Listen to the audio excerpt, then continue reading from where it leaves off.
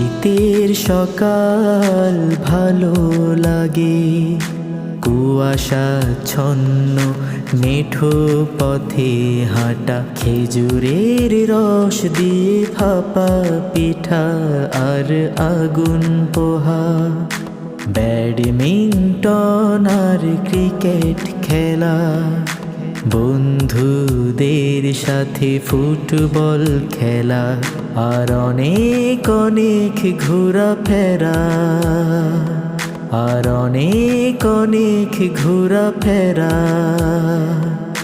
শীতের সকাল ভালো লাগে, শীতের সকাল ভালো লাগে।